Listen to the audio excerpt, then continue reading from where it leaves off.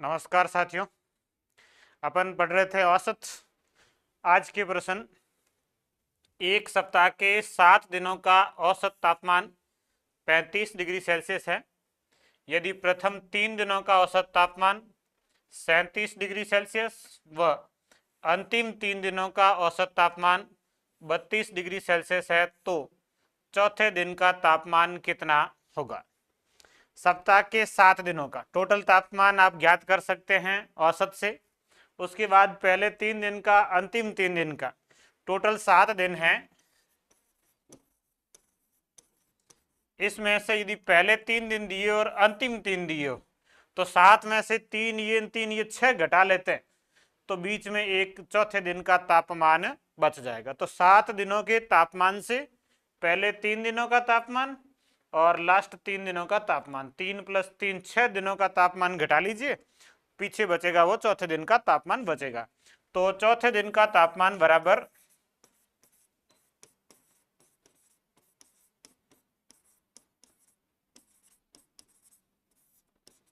चौथे दिन का जो तापमान होगा वो 7 दिनों के तापमान में से 3 और 3 6 दिनों का तापमान आपको घटाना है। तो 7 दिनों का तापमान होगा 35 × 7, उसमें से आपको माइनस करना है।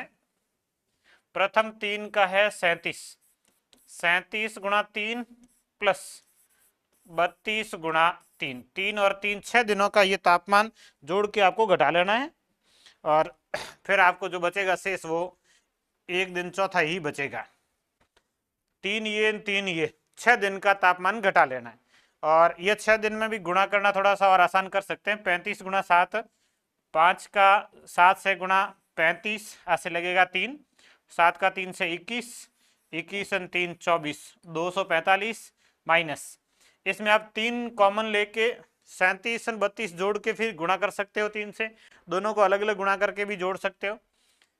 3 का 7 से गुणा 11 हासिल 1, 3 का 3 से 7 × 3 21 हासिल 2, 3 का 3 से 9 और 2 11, 111 ये आ जाएगा। 32 का 3 से 3 × 2 6 और 3 × 3 9, 96 ये आ जाएगा। तो ये 245 माइनस 96, 111 जोड़ेंगे, 6 1 7, 9 1 10 और ये 207। 245 में से 207 घटा लेंगे, शेष बच जाएगा 38 डिग्री सेल्सियस। 45 में से 7 घटा लीजिए, 38 बचेगा शेष। तो चौथे दिन का तापमान क्या होगा? 38 डिग्री सेल्सियस होगा। तो इस प्रश्न में ये ध्यान रखना, ये प्रश्न 2 तरीकों से बनता है। पहला तो ये कि आपको 7 दिन का दे रखा है, उस 7 में से पहले 3 दिन, लास्ट 3 दिन ये दिए हुए, तो आप 7 में से 3 और 3 6 दिन का घटाएंगे तो बीच वाली संख्या मतलब चौथे दिन का तापमान आएगा। और यही प्रश्न ऐसे होता है कि 7 दिन का तापमान दिया हुआ है, उसमें पहले 4 दिन और अंतिम 4 दिन दिए होते हैं। ऐसा भी होता कई बार, पहले 4 और लास्ट 4, तो ये 4 और 4 करेंगे 8 होंगे, लेकिन इसमें पहले 4 और लास्ट 4 में एक संख्या डबल आ जाएगी। कि जैसे आप इसमें पहले 4 लिखेंगे तो ये होंगे और लास्ट 4 लिखेंगे तो भी ये होंगे, तो इसमें एक संख्या डबल आ जाएगी। तो पहले 4 और लास्ट 4, टोटल 8 दिन जो है, उस 8 दिन में यदि 7 दिन का घटा देंगे तो एक संख्या जो डबल हो रही है वो बच जाएगी, और वो डबल संख्या कौन सी होगी? चौथे दिन की। तो ये प्रश्न 2 तरीकों से, संख्याओं के रूप में भी हो सकता है, ऐसा संख्याओं के रूप में हो चाहे ये ऐसे तापमान के रूप में हो। आपको ये करना है कि टोटल जैसे डिफरेंस जो आ रहा है वो घटा लीजिए। एक और प्रश्न आ जाएगा ऐसा, जैसे ये है, 11 परिणामों का औसत 50, इनमें से प्रथम 6 का 42 और अंतिम 6 का 55, तो छठा परिणाम। अब इस प्रकार के प्रश्न में जो पूछा है वो मतलब बीच वाली संख्या ही पूछी होगी हमेशा ही। तो 11 में से प्रथम 6 और अंतिम 6 करेंगे तो टोटल ये 12 संख्याएं होगी। उस 12 में से 11 संख्या घटा लेंगे तो एक संख्या बचेगी और वो छठी संख्या ही बचेगी। ये ध्यान रखना है कि टोटल 12 हो रहे हैं, उसमें से 11 घटा लीजिए। 12 संख्याओं में से 11 संख्याएं घटेगी, एक संख्या बचेगी, और वो एक संख्या कौन सी होगी? जो बीच वाली संख्या वही होगी। तो यहाँ पर आपको 6 6 12 ये जोड़ने, पहले 6 संख्याएं प्लस 6 संख्या और माइनस 11 संख्या, ये करना है। अब इन 6 संख्याओं का औसत 42 है, योग ये 42 × 6 प्लस इन 6 का 55 × 6 माइनस 50 × 11, 11 संख्याओं का औसत 50 था, तो योगफल कितना होगा 50 गुणा 11। 42 का 6 से गुणा, 6 गुणा 2 12, हासिल 1, 6 का 4 से 24 ने 1 25, 252 प्लस ये 5 का 6 से 30 और 5 का 6 से 30 3 33, 330 माइनस 11 गुणा 5 55, 550।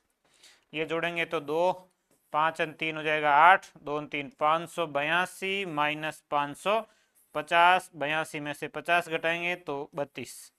तो एक संख्या बीच में जो आपको ज्ञात करनी है छठी संख्या, वो छठी संख्या क्या होगी, छठा परिणाम या छठी संख्या कितनी होगी, 32 होगी। तो ये दो तरीकों से बनता है। ये 11 में ऐसे हो सकता था, 5 5 दिए होते, पहले 5 लास्ट 5, तो ये 11 में से 10 घटा लेते। अब 11 में 6 6 दिया हुआ है, तो अब 12 में से 11 घटा लीजिए। दोनों तरीकों से प्रश्न बनेगा और दोनों में ही उत्तर वही छठी संख्या ही होगी। आपको चाहे 5 5 दे रखे हो, आपको चाहे 6 6 दे रखे हो। 6 6 दे रखे हैं तो 12 में से 11 घटा लो, और 5 5 है तो 11 में से 10 घटा लो, और बीच में जो संख्या बचेगी वो बीच वाली संख्या मतलब छठी संख्या ही बचेगी, दोनों स्थितियों में ही, चाहे प्रश्न किसी तरीके से पूछे। अब इसके बाद की प्रश्न बहुत आसान प्रश्न है औसत के। 7 लगातार प्राकृत संख्याओं का औसत 21, इनमें से सबसे बड़ी संख्या क्या होगी। 7 लगातार प्राकृत संख्या और उनका औसत 21 है। अब देखो, जो औसत होता है समांतर संख्याओं में, पहले पढ़ चुके हैं अपन इसको, समांतर संख्याओं का औसत, समांतर संख्याओं का जो औसत होता है उसके दो तरीके थे, और उसमें दूसरा एक तरीका मैंने जो ये लिखा था ठीक मध्य की संख्या। समांतर संख्याओं का औसत ठीक मध्य की संख्या औसत होती है। मतलब 7 संख्याएं, उसमें बीच वाली संख्या 21 है। ये औसत जो होता है वो बीच वाली संख्या ठीक मध्य की बराबर बीच में, ये लिखा है। 7 में से एक संख्या ये। अब बची 6 संख्याएं, उन 6 में से 3 संख्याएं पहले होगी और 3 संख्याएं बाद में होगी। अब प्राकृत संख्या लिखनी, 21 से पहले 3, 21 के बाद 3। 21 से पहले 3 होगी 20, 19, 18, बाद में होगी 22, 23 और 24। तो सबसे बड़ी संख्या क्या होगी इनमें, 24 होगी, और सबसे छोटी संख्या क्या होगी, तो 18 होगी। ये है समांतर संख्याओं का औसत का तरीका। ठीक मध्य की संख्या औसत दिया हुआ बराबर बीच में लिख दो, बाकी संख्याओं का बंटवारा कर दो, आधी पहले और आधी बाद में। टोटल 7 संख्याएं थी, उसमें से एक आपने ये लिख दी। अब शेष बची 6 संख्याएं, 6 में से 3 पहले और 3 बाद में। यह इसका तरीका। अगला, 9 लगातार विषम संख्याओं का औसत 21। ये औसत 21 9 संख्याओं का है, बराबर बीच में लिखेंगे। इस 9 में से एक संख्या को लिख दिया। अब बाकी बची संख्याएं कितनी, 8। 8 में से 4 संख्याएं इससे पहले और 4 संख्याएं इसके बाद में। औसत है उसको बीच में लिखना है, बाकी संख्या में बंटवारा कर देना। अब विषम संख्या लिखनी है। 21 से पहले 4 विषम संख्या है और 21 के बाद 4 विषम संख्या। 21 से पहले 4 विषम संख्या में 19, 17, 15 और 13। इनके बाद 21 के बाद 23, 25, 27, 29। ये तो इसमें आपको सबसे बड़ी संख्या पूछी है, तो सबसे बड़ी संख्या क्या होगी, 29 होगी। 21 मध्य की संख्या होगी, 4 बाद में संख्याएं होगी, उनमें सबसे बड़ी संख्या कौन सी आएगी, 29 आएगी। आप ऐसे भी कर सकते थे, 21 इसके बाद में 4 संख्याएं, 2 अंतर से मतलब 8 जोड़ दो। 21 और 8 जोड़ेंगे तो कितना हो जाएगा, 29। बड़ी संख्या क्या होगी, 29। छोटी संख्याएं क्या होगी, तो 21 गुणा 21 माइनस 4 गुणा 2। 21 में से 8 घटा लीजिए और शेष बचेगा 13। तो सबसे छोटी संख्या 13, सबसे बड़ी संख्या 29। सारी नहीं भी लिखें तो आप सीधा कर सकते हैं इस तरीके से। 4 लिखनी है, 2 2 के गैप से 8 जोड़ दो, और पहले 4 लिखनी है, 2 2 के गैप से लिखनी है तो 8 घटा लो, ये संख्याएं आ जाएगी। अगला प्रश्न अब थोड़ा सा अलग आ गया। 10 लगातार सम संख्याओं का औसत 35। किसका औसत कह रहा है, सम संख्याओं का, और 35 जो संख्या वो सम है ही नहीं, 35 जो है वो सम संख्या नहीं है। इसका मतलब ये है कि ये बीच वाली संख्या नहीं है, बीच वाली संख्याओं के बीच की संख्या है।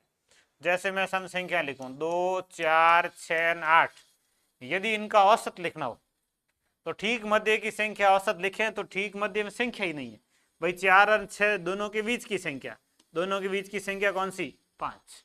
तो ऐसा ही इसमें कि ये 35 बीच वाली संख्या नहीं है, ये औसत है और बीच वाली दो संख्याओं के बीच की संख्या है। तो 35 कौन सी दो सम संख्याओं के बीच आता वो लिखना है। 35 से पहले की सम संख्या 34, 35 के बाद की सम संख्या 36, ये 34 और 36 होंगे। अब 10 में से 2 ये हो गई है, शेष बची 8, 8 में 2 का भाग दे दो, संख्याएं 4, 4 संख्याएं पहले और 4 संख्याएं बाद में। बड़ी संख्या लिखनी है तो 36 के बाद 4 लिख लो, 38, 40, 42, 44, बड़ी संख्या 44। छोटी संख्या लिखनी है इससे पहले लिख लो, 34 से पहले 32, 30, 28, 26, ये छोटी और ये बड़ी। इस तरीके से आप इनका औसत लिख सकते हो।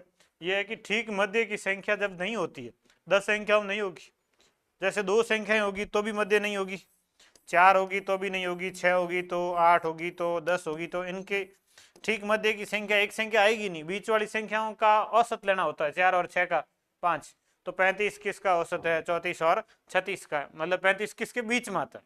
34 और 36 के। इस तरीके से लिखना है।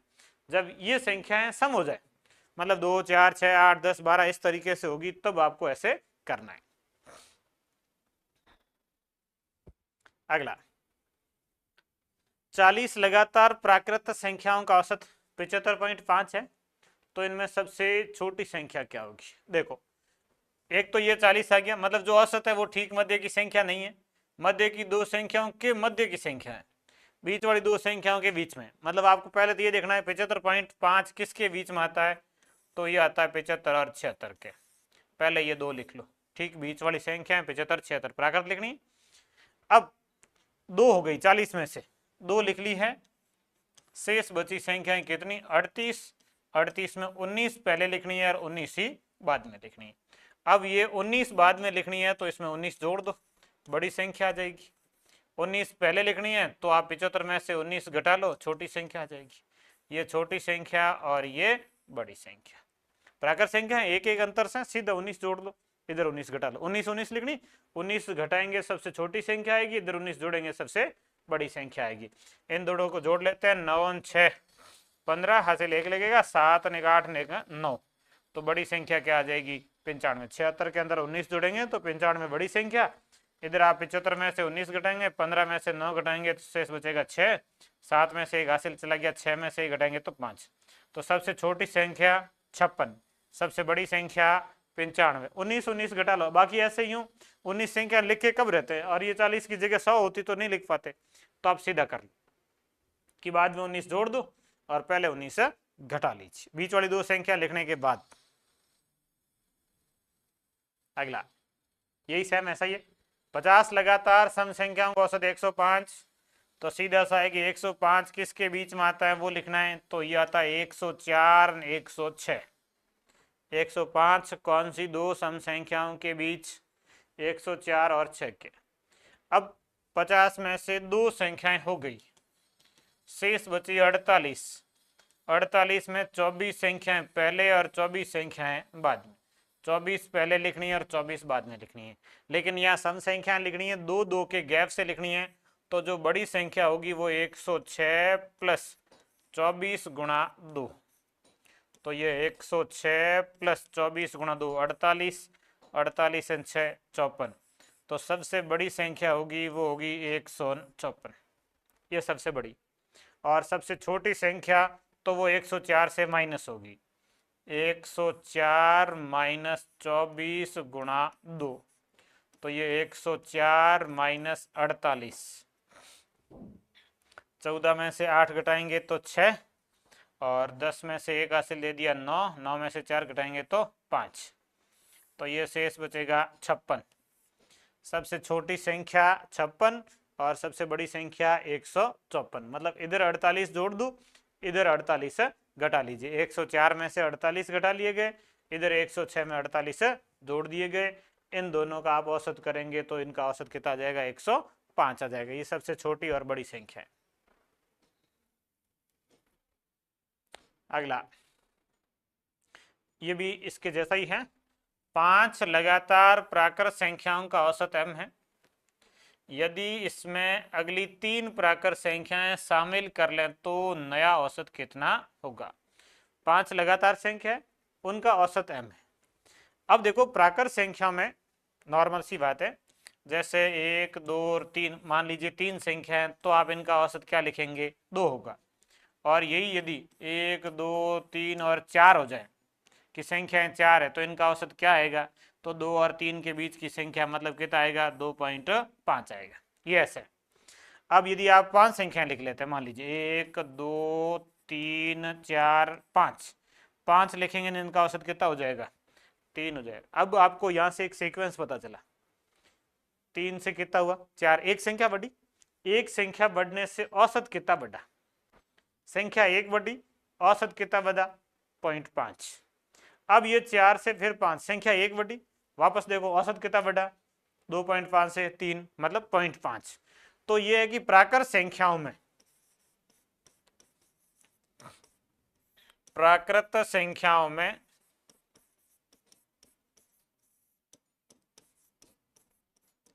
एक संख्या बढ़ने पर, एक संख्या बढ़ने पर औसत,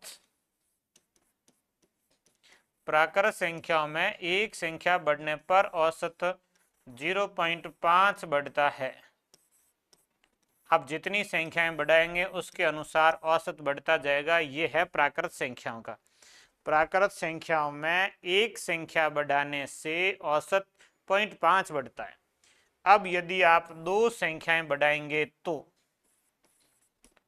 2 संख्याएं बढ़ाने पर औसत कितना बढ़ेगा, 1। 3 संख्याएं बढ़ाने पर औसत कितना बढ़ेगा, 1.5। 4 संख्याएं बढ़ाने पर औसत कितना बढ़ेगा, 2। 5 संख्याएं बढ़ाने पर औसत कितना बढ़ेगा, 2.5। ये देखना है कि प्राकृत संख्याएं जितनी बढ़ाएंगे उसका आधा औसत बढ़ेगा। 5 संख्याएं बढ़ाएंगे तो औसत 2.5 बढ़ेगा, 3 संख्याएं बढ़ाएंगे तो औसत 1.5 बढ़ेगा। इसमें था कि अगली 3 प्राकृत संख्याएं मतलब 3 संख्याएं बढ़ा रहे तो जो औसत होगा वो नया औसत m से 1.5 अधिक होगा। तो नया औसत m प्लस 1.5। इसको ज्ञात भी किया जा सकता है, लेकिन ये इसको इस चीज से समझिए आप कि एक फिक्स पैटर्न बन रहा है और जितनी संख्या लेंगे उसका आधा औसत बढ़ा लो। औसत m था, 1.5 बढ़ेगा तो m प्लस 1.5 मतलब 1.5 जोड़ लीजिए, m प्लस 1.5 ही औसत आएगा। अगला है 5 लगातार सम संख्याओं का औसत x है। यदि इसमें अगली 3 सम संख्याओं को शामिल कर लें तो नया औसत x से कितना अधिक होगा। अब देखो सम संख्याओं में 2 अंतर से संख्या आएगी तो जितनी संख्याएं बढ़ेगी उतना ही औसत बढ़ेगा, बराबर। प्राकृत में आधा हो रहा था लेकिन इसमें बराबर होगा। एक संख्या बढ़ाने, जैसे सम संख्या लिखे अपन 2 4 6, तो इन संख्याओं का औसत आएगा 4। और यदि 2 4 6 8 ले लें तो इनका औसत आएगा 5। 4 संख्या ली, औसत कितना आया, 5 आया।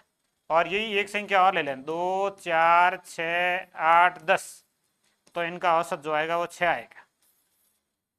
मतलब एक संख्या बढ़ने से औसत 1 बढ़ रहा था, 3 संख्याएं थी औसत 4 था, 4 संख्याएं भी औसत 5 हो गया, 5 संख्याएं भी औसत 6 हो गया। मतलब एक संख्या बढ़ने से औसत 1 बढ़ता है। ये ऐसा सम और विषम दोनों में ही होगा। सम और विषम संख्याओं में, सम और विषम संख्याओं में एक संख्या बढ़ने पर औसत 1 बढ़ेगा। एक संख्या बढ़ने पर औसत 1 बढ़ेगा। जितनी संख्याएं बढ़ाओगे औसत उतना बढ़ता जाएगा। एक संख्या पर 1। अब 3 संख्या में बढ़ा रहे हैं तो औसत 3 बढ़ेगा। x से कितना अधिक होगा तो 3 अधिक होगा, नया औसत होगा वो x प्लस 3 होगा। पूछा है कि x से अधिक कितना है तो ये 3 अधिक है। x से अधिक कितना है 3। 3 सम संख्याएं लेंगे तो औसत 3 बढ़ेगा, x से 3 अधिक होगा, नया औसत x प्लस 3 होगा। अधिक कितना है तो 3 होगा। प्रश्न पूछा अधिक कितना है तो इसका उत्तर 3। अगले प्रश्न है क्रिकेट के। एक क्रिकेट खिलाड़ी अपनी 5 पारियों में क्रमशः 20, 32, 35, 8 व 75 रन बनाता है तो उसका औसत रन संख्या क्या होगा। क्रिकेट में औसत वही राशियों का योग बटे राशियों की संख्या से ही ज्ञात करते हैं। तो औसत बराबर राशियों का योग बटे राशियों की संख्या। इस सूत्र से क्रिकेट का ही औसत की बनेगा सूत्र, यानी कि उसने कुल कितने रन बनाए, कुल रन और बटे में कुल पारियां, कितनी पारियों में बनाए। कुल रन और कुल पारियां ये भाग देंगे तो ये क्रिकेट का औसत आएगा। अब टोटल जोड़ लो, कुल रन कितने बने हैं 32 और 8 40, 40 और 20 ये 60, 60 और 5 इसको दें तो 35 और 5 ये 40 होंगे, 60 और 40 100, 100 5 दे दिए शेष बचेंगे 70, 100 70 170। कुल कितने रन बने 170। इनको जोड़ना है, अपने अपने तरीके से जोड़ सकते हैं, ये जोड़ का अलग तरीका था। 170, इसके बाद में कुल पारियां कितनी पारियों में 5 पारियों में 1 2 3 4 और 5, तो 5 का भाग देंगे और 5 का भाग 170 में जाएगा 34 बार। 17 का दुगुना करा, 0 काट दो और दुगुना कर दो 17 का, 17 का दुगुना कितना हो गया 34। अगला वैसे ही प्रश्न सेम है। 5 पारियों में क्रिकेट खिलाड़ी रन बना रहा है, उसमें एक पारी के कोष्टक में नाबाद लिखा हुआ है। यह ध्यान रखना है क्रिकेट में जब ऐसा आता है, नाबाद पारी जो होती है वो पारियों की संख्या में काउंट नहीं होती है। रन जोड़ने जितने रन बनाए वो सारे जुड़ेंगे, लेकिन पारियां अब 5 की जगह 4 ही है। नाबाद पारी का अर्थ होता है कि वो आउट नहीं हुआ, और आउट नहीं हुआ तब तक उसकी पारी काउंट नहीं होती है। पारियों की संख्या में भाग देंगे तब ये ध्यान रखना है कि संख्याएं आपको कितनी लिखनी है 4 लिखनी है, न कि 5। ये पारियों की संख्या में काउंट नहीं होगी। तो इसका जो औसत होगा, औसत बराबर कुल रन जोड़ेंगे ये 12, 26, 52 और 104, 104 और 26 जोड़ लेते हैं 129 हो जाएंगे। 40 और 50, 40 और 50 और 90 और 10 वो जोड़ लीजिए 100। उसके बाद 2 ये और 2 ये 4 बच गया, ये जोड़ लीजिए और जो टोटल जोड़ हो गया है वो हो गया है 234। कुल रन कितने बने हैं 234। सबको जोड़ना है 12, 40, 26, 52। आप ऐसे भी जोड़ सकते थे 4 2 6 6 12 2 14, हासिल 1 लगेगा, फिर ये 5 ने 1 6 2 8 4 12 ने 1 13 होगा, फिर हासिल 1 1 ने 1 2 होगा। ऐसे जोड़ो, कोई फर्क नहीं पड़ता, जोड़ करनी है। तो ये जोड़ हो गया 234। अब इसके अंदर भाग देना है, वो देना है 4 का, 5 का नहीं देना।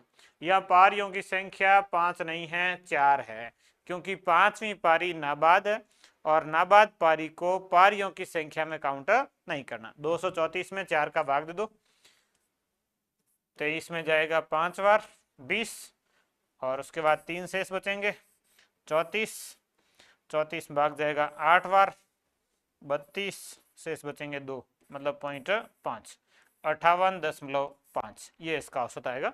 234 में 4 का भाग दिया और 58.5 इसका आंसर आएगा। तो ये जो इसका औसत है वो 58.5 है।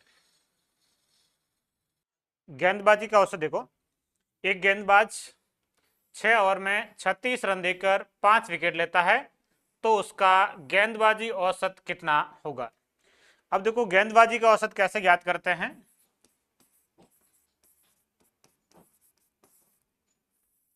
गेंदबाजी औसत, गेंदबाजी औसत का सूत्र होता है रन प्रति विकेट। ये गेंदबाजी औसत का सूत्र है, रन प्रति विकेट, कितने रन दिए और कितने विकेट लिए। अब यहाँ ओवर का कोई लेना देना नहीं होता है, गेंदबाजी औसत में कितने ओवर है उससे कोई लेना देना नहीं है। रन कितने दिए हैं 36 और विकेट कितने लिए हैं 5। 36 में 5 का भाग 7.2, ये गेंदबाजी का औसत होगा। रन प्रति विकेट, यहाँ ओवर से कोई लेना देना नहीं होता है। ये जो ओवर का लेना होता है वो इकोनॉमी रेट में होता है।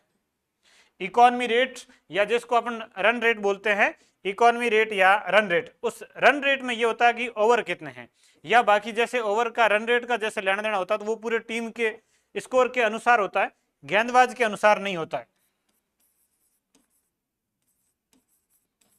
इकोनॉमी रेट बोलते हैं जिसको, या रन रेट बोलते हैं। ये होता है रन प्रति ओवर, कि प्रत्येक ओवर में कितने रन दिए, ये उसकी गेंदबाज के हिसाब से देखें तो इकोनॉमी रेट, पूरे टीम के ओवरऑल के हिसाब से देखें तो उसको रन रेट बोलते हैं। तो गेंदबाज की इकोनॉमी रेट, इसने 36 रन दिए और 6 ओवर में दिए, इसका मतलब इसने प्रति ओवर कितने रन दिए हैं वो इसकी इकोनॉमी रेट है। प्रति ओवर 6 रन दिए तो ये इसकी इकोनॉमी रेट है। ये गेंदबाजी औसत अलग है, इकोनॉमी रेट अलग है।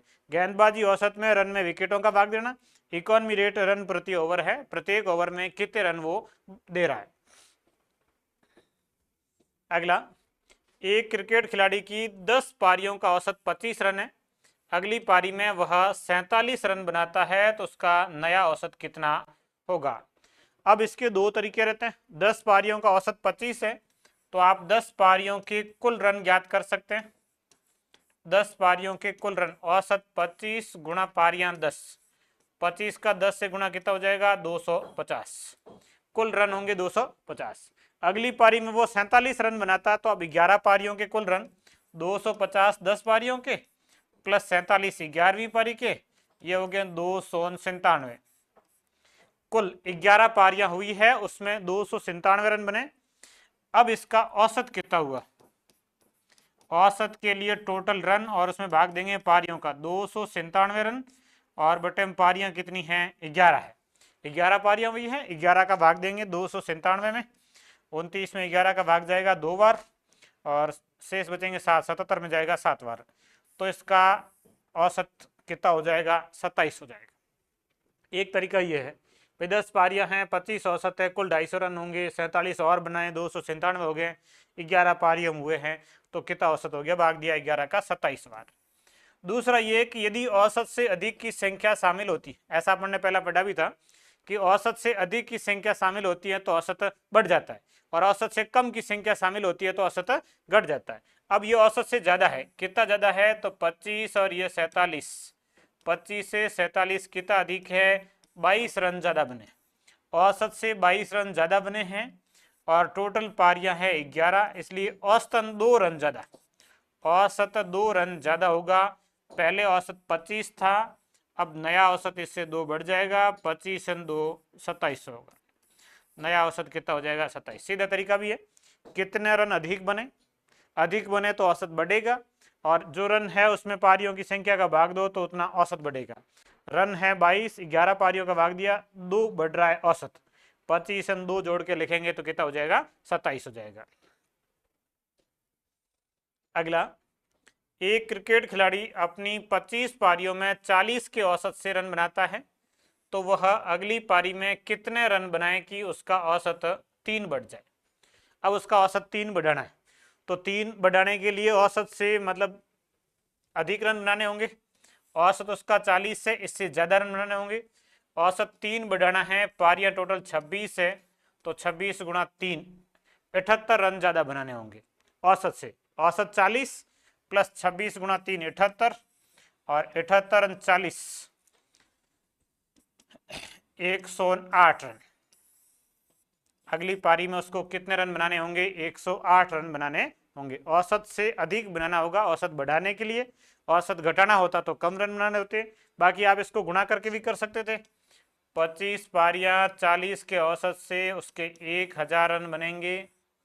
अब पारियां हो जाएगी 26, औसत 3 बढ़ेगा 43, 40 था 3 बढ़ के 43, अब 26 गुणा 43 कितना आएगा तो ये 1108। 1000 से कितने ज्यादा है वो अगली पारी के रन हैं, कितने ज्यादा हैं 108। 8। तो गुणा करके भी कर सकते हैं, 25 पारियों के रन 26 पारियों के रन, 26 में से 25 पारियां घटा लो, 26वीं पारी के रन आ जाएंगे 108। बाकी औसत बढ़ रहा है, इसका मतलब औसत से ज्यादा रन बनेंगे। कितने बनेंगे? 3 औसत बढ़ रहा है। टोटल पहले पारियां 25, नई पारी समेत 26, तो 26 गुणा 3 78 जोड़ दिए 108 हो गया। एक क्रिकेट खिलाड़ी 12 पारियों में 40 के औसत से रन बनाता है तो वह अगली पारी में कितने रन बनाए कि उसका औसत 2 घट जाए। अब औसत 2 घट जाए इसका मतलब उसको रन कम बनाने होंगे औसत से। औसत 40 रन कम बनेंगे, पारियां कितनी है? 12 अगली सहित 13। 13 पारियों में 2 औसत घट रहा, मतलब 26 रन कम बनेंगे। 40 में से 26 घटा दीजिए तो उसकी अगली पारी मतलब 13वीं पारी के रन कितने होंगे? 14 रन होंगे। ये इस तरीके से सीधा कर सकते हो। बाकी आप गुणा करके करेंगे तो 12 पारियों के रन 12 गुणा 40, 12 चौक 48, 480। फिर 13 पारियों के रन 2 घट गया, 13 गुणा 38 करना है। 38 का 13 से गुणा करेंगे तो ये आ जाएगा 494। अब 80 से 94 हुए, कितने रन ज्यादा बने हैं? 14 रन बने। तो इस तरीके से कर सकते हैं रिश्ते, ये सीधा ठीक है। कैलकुलेशन कम है, औसत 2 घट रहा, 13 पारियां 26 रन कम बनेंगे औसत से। औसत 40, 26 घटा दिए 14 रन बनेंगे अगली पारी में। एक क्रिकेट खिलाड़ी अपनी 20 पारियों में 25 के औसत से रन बनाता है तो वह अगली पारी में कितने रन नाबाद बनाए कि उसका औसत 2 बढ़ जाए। अब यहां जब ये मामला आता है कि नाबाद रन बनाने हैं तो उसको कितने रनों से औसत 2 बढ़ जाएगा? 20 पारियों का औसत 25, ये 20 पारियां 25 के औसत से 25 गुणा 2 50, 500 रन है। अब पारी अगली 20 ही रहेगी क्योंकि पारियों की संख्या 21 नहीं होगी, नाबाद है। नाबाद कितने रन बनाए? मतलब पारियां अभी भी 20 ही है। अब उसका औसत 2 बढ़ गया, 25 रन 2 बढ़ गया, कितना हो गया? 27 हो गया। तो 27 गुणा 2 54, 540 रन कितने हो गए? 540 रन हो गए 27 के औसत से। पहले 25 था, अब 27 हो गया। पारियां 20 ही है, अगली पारी नाबाद है इसलिए पारी काउंटर नहीं होगी। तो ये 500 से 540 रन हो गए, मतलब उसने अगली पारी में कितने रन बनाए? 40 रन नाबाद बनाए। और सीधा सीधा देख लो, 2 औसत बढ़ाना 20 पारियां तो 40 रन बढ़ाना है, क्योंकि पारियों की संख्या बड़ी नहीं है और औसत पिछला तो मेंटेन है ही, इसलिए सीधा कितने रन होंगे? तो 40 रन होंगे। इस तरीके से कर सकते हैं। अगला, 8वीं पारी में 40 रन बनाकर एक क्रिकेट खिलाड़ी अपनी औसत रन संख्या में 1 की वृद्धि कर देता है तो 7वीं पारी के बाद उसकी औसत रन संख्या क्या होगी। ये अपने पहले प्रश्न पढ़े थे कि पिछला औसत, नई संख्यान, पहले की संख्यान, इस तरीके के थे। तो अब देखिए 8वीं पारी के रन, थोड़ा सा इसको समझना, बराबर 7 पारियों का औसत, 8वीं पारी के रन बराबर 7 पारियों का औसत प्लस औसत वृद्धि गुणा कुल पारियां, मतलब 8। ये 8वीं पारी में उसके जो रन बनेंगे वो औसत से ज्यादा बनेंगे। औसत कितना है? उसके अंदर वृद्धि हो रही है, कितनी पारियां उससे गुणा करके। ये प्रश्न जैसे इससे अपन सूत्र बनाते, ये जो था ये वाला था, इसको एक बार अपन सूत्र से देखते हैं। ये चीजें लिखी हुई, जैसे अब वो 25 पारियों का है, 26वीं पारी के रन, 26वीं पारी के रन बराबर 25 का औसत, 25 पारियों का औसत, औसत में वृद्धि हो रही तो प्लस औसत वृद्धि और गुणा पारियों की संख्या। यही सूत्र है। 26वीं पारी में कितने रन बनेंगे? औसत 40 प्लस औसत में वृद्धि कितनी हो रही है? 3 पारियां कितनी हैं टोटल? 25 ने 1 26 पारियां, तो ये 40 प्लस 26 और 3 कितने हो गए थे? 78 और 40 जोड़े थे, कितने आए थे? 108। यह जो है इसी सूत्र से आए थे भाई। 26वीं पारी के रन कितने हैं? तो 25 पारियों का औसत है, उससे ज्यादा होगा, कितना होगा? तो औसत में कितनी वृद्धि हुई और टोटल पारियों की संख्या कितनी, उससे गुणा कर लो। अब यही फॉर्मूला इसमें बन रहा है कि 8वीं पारी के रन दिए हुए हैं 8वीं पारी में उसने कितने रन बनाए 40। 7 पारियों का औसत दिया हुआ नहीं, इसको लिख लो x प्लस औसत में वृद्धि कितनी हुई है, औसत में 1 की वृद्धि हुई। टोटल पारियां कितनी हैं 8, तो ये 40 बराबर x प्लस 8 प्लस 8 उधर घट जाएगा, तो x बराबर 40 में से 8 घटाएंगे तो 32 आएगा। तो 7 पारियों का औसत कितना है 32। औसत एक बढ़ा है, 40 रन बनाने से बढ़ा है। देखो रन जो बनाए वो औसत से ज्यादा बनाए इसलिए बढ़ा है। रन बनाए 40, औसत से कितने ज्यादा बनाए 8 ज्यादा बनाए, क्योंकि औसत एक बढ़ रहा है, टोटल 8 पारी मतलब उसने 8 रन ज्यादा बनाए। इसका मतलब पिछला औसत कितना था 8 रन ज्यादा बनाए हैं, 40 रन बनाए, इसका मतलब पिछला औसत था 32। 32 से 8 ज्यादा करेंगे तब 40 आएगा। सीधा भी लिख सकते हैं, ये इसका फॉर्मूला भी है। एक और लिखते हैं। 16वीं पारी में 80 रन बनाकर एक क्रिकेट खिलाड़ी अपनी औसत रन संख्या में 3 की वृद्धि कर देता है। 16वीं पारी, ये 16वीं पारी के रन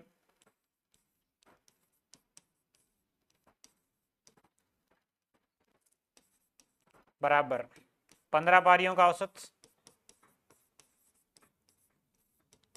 15 पारियों का औसत प्लस औसत वृद्धि, यदि कमी होती तो माइनस होता है, औसत वृद्धि गुणा पारियों की संख्या, ये इसका फॉर्मूला बनेगा।